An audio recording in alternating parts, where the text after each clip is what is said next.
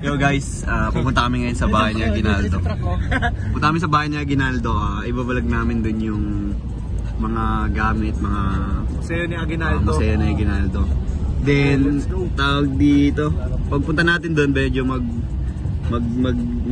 magbibigay namin description about dun sa lugar tsaka sa mga nangyari nung buhay pa si Aguinaldo. Yes, sir. So guys, i-update namin kayo mamaya.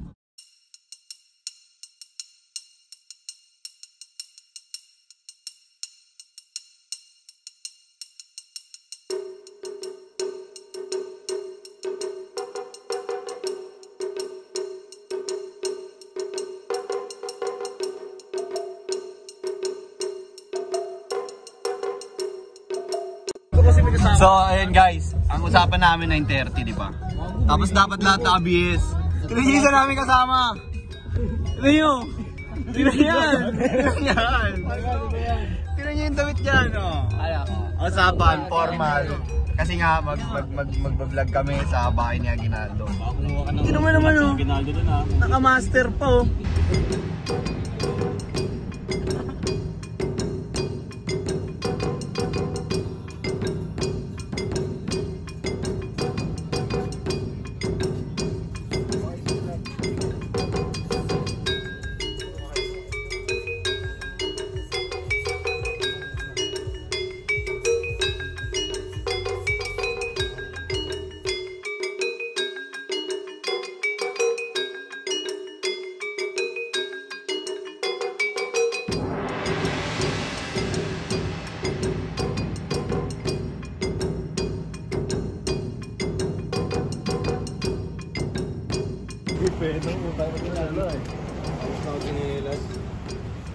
Hindi t-shirt ako, baka bawal na kasando dun. So guys, nandito namin sa bahay ni Aguinaldo. Bahay ni Aguinaldo. Bahay ni Aguinaldo. Bahay ni Aguinaldo guys. Jeez. Pasok namin maya-maya. Medyo nag-ano lang kami. Yung driver namin, no? Sally. Sa akin may nahanap. Nakalimutan ako kanina ko dito eh.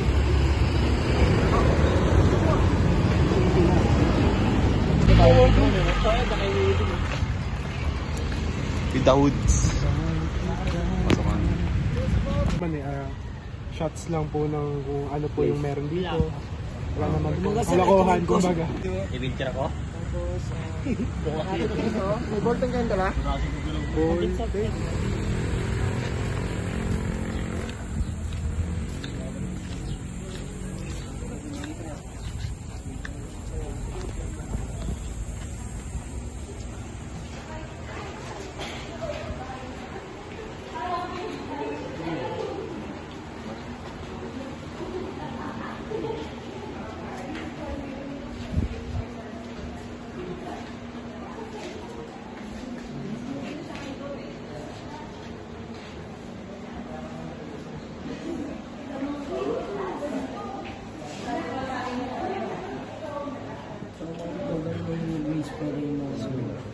Hindi mo ano yung barilan.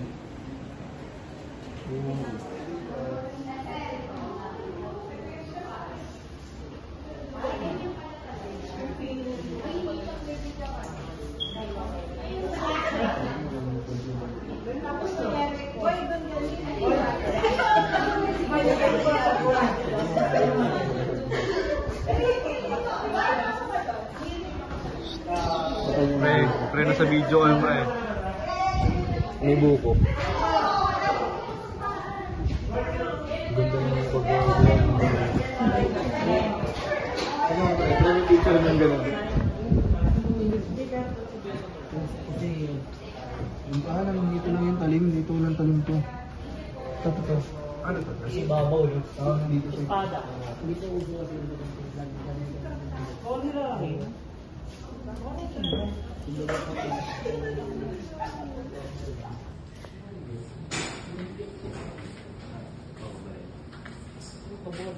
Sabi kayo dyan kung ano, ang galing. Sa bahay ni Aguinaldo.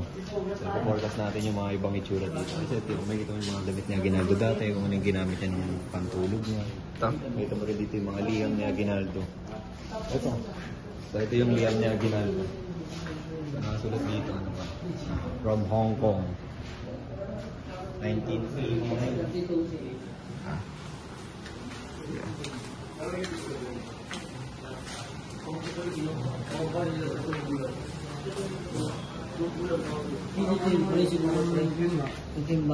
Doon lang nag-exist yung baril sa tubo. Gusto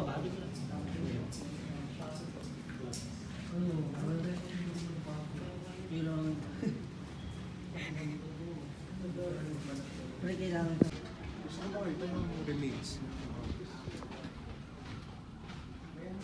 Mga silid pa tuwa siya.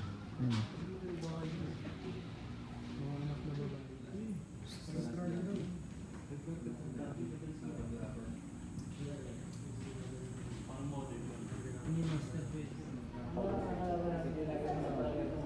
Laki ng bahay niyan, mga ginaan. Ano to? Living room lang to, pre, no? Yung tulugan. Kay Aguinaldo na to. Oo, lahat na to. Okay. Laki, meron pa dun. So, yun guys, galing namin sa loob ng bahay ni Aguinaldo. Hindi rin kami masyado nakapagsalita doon kasi kailangan Bawal maingay, sir. bawal masyado maingay. Tapos, especially kailangan rin natin i-respect yung ano yung mga nasa loob pa doon. So ito lang, tanongin natin sila isa-isa kung ano yung impression nila sa loob. Ako muna. Medyo sa totoo lang, parang nakaka siya. Mabigat siya sa pakiramdam ganun kasi parang mga lumang gamit, ganun.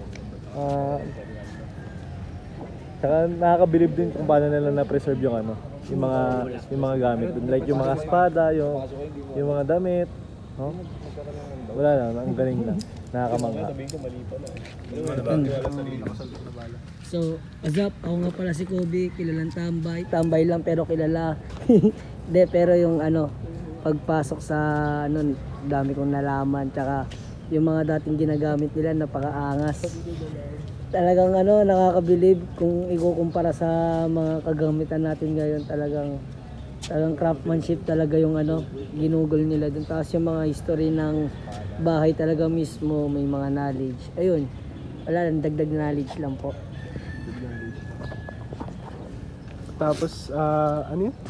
Yung siguro pinakamagandang mga nakita ko yung kung paano naging intricate yung mga disenyo na ginamit. Simula pa sa espada, sa mga kagamitan na pangkain, tapos pati sa mga kwarto, pati sa buong bahay.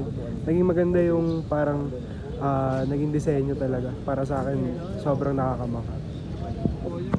Para sa akin yung pinaka na-appreciate ko is yung paggawa ng bahay kasi biruin mo ilang dekada na pero nakatayo pa din. And yung mga artifacts, yung mga ginamit ng unang panahon hanggang ngayon nakatindig pa rin. So yun lang, na-appreciate ko lang marami. Pero syempre nakaka-miss pa rin yung mga ginamit ni Aguinaldo para lumangkat. Tsaka marami rin aral na natutunan. Nagtag-aral. Lastly, sabihin ko lang rin na napaka-proud ako sa Pilipino kasi si Aguinaldo yung parang minsan rin naging presidente sa atin dito sa Pilipinas.